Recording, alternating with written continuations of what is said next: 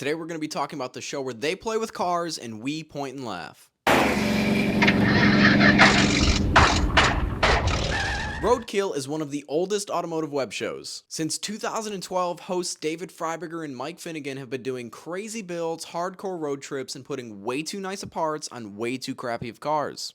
The blower's not going to help any overheating situation. I hope you're aware of that. I'll just drive faster. And as we enter the 13th season, I can't help but notice that things have changed. Like most things, the early years of Roadkill were very authentic, they were very original, and they were very relatable. But rightfully so, because at the time it was a new concept. In 2012, if you wanted to watch shows involving cars, you were stuck to reruns of Pimp My Ride, trucks, and unrelatable dramatic reality TV. Never before had audience seen or had free access to regular guys filming unscripted automotive shenanigans in derelict leftover automobiles. The first episode they filmed involved a legendary Ford Ranchero clone tackling the terrifying 1,300-mile Alcan highway, and with nothing but basic hand tools and a low-buck camera crew, they almost made it. But the failures of the trip, mostly due to their choice of automobile, would just become a staple of what the show would have to offer for years to come.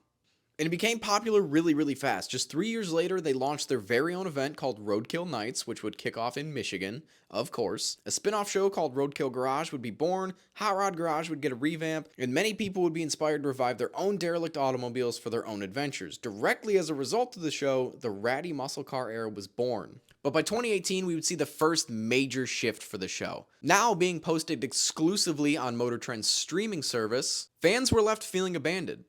And granted, it was mostly boomers complaining about the $7 paywall and not being able to figure out a phone app. A lot of fans still kind of felt left behind. It definitely changed the vibe of the show. They now had a higher production budget, meaning the builds could be bigger, the adventures could be better, but also the show lost its authentic feel and felt more scripted. It was also around this time that we stopped seeing familiar cars like the Crusher Camaro, the General Mayhem, and many more. The show had basically become newer vehicles that someone had bought sight unseen, and they would take them on crazy road trips only for them to be sold or shoved into long storage after filming had wrapped. And with episodes that stopped being super memorable and relatable, it definitely cost the show a lot of fans. Personally, I feel like a lot of this had to do with COVID. Not many people think about it, but every aspect of life changed after the pandemic ended. It was specifically after the crew was able to return back to work, we noticed this dramatic and popular shift amongst the episodes. And it was honestly when we started to see the show devolve into what it is today. New sport, limo racing on 3 wheels. When you got 8 doors, you only need 3 tires. You just don't care. So we're going to keep on going. Finnegan once again laying it down on bare rim. We have seen a resurgence of some legendary roadkill cars in the last few seasons, but for the most part, it's stuff that no one really cares about being filmed for 45 minutes and then never being seen again. Most of the stuff we don't even get an update about. A lot of the people relate to the cars just as much as they do the hosts, and once the cars are gone after filming, they go bye-bye. No one ever knows about it. And I can't help but think that after 10 years of filming long shoots hundreds of miles away from their family, is the grind catching up to them in their content. For the last few seasons, the show has introduced guest hosts, and personally, I feel that the parent company is probing the audience to see how they would feel if one or both of our main hosts stepped away part-time or full-time indefinitely. We rescue a junkyard 1957 Chevy after sitting in the dirt for 4 decades and take it right back to where it came from, the junkyard. If it breaks down one more time, I'm gonna leave it there. Now, I don't think that's going to be anytime soon, but as David Freiberger approaches 40 years with Hot Rod and Motor Trend, it kind of makes sense.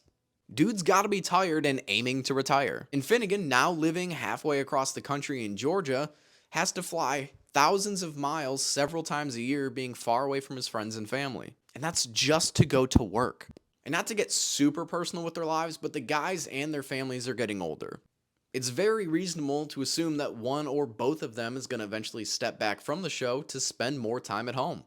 And I think that idea is backed up by the fact that both Mike and David have branched out into various forms of personal content creation and merch sales. Now, ideally, the show would go on forever in its original format with its original hosts, allowing us to watch them have the best days at work forever, but that's obviously not realistic. I feel that in the next few years, as we hit seasons 15 and 16, we're going to see that major shift where one of the hosts is going to leave or just not be as present. We've already kind of seen it in the last few seasons, but for various other reasons. Maybe the show will end entirely. Maybe Roadkill will land on the list of YouTube superstars who have seemingly retired.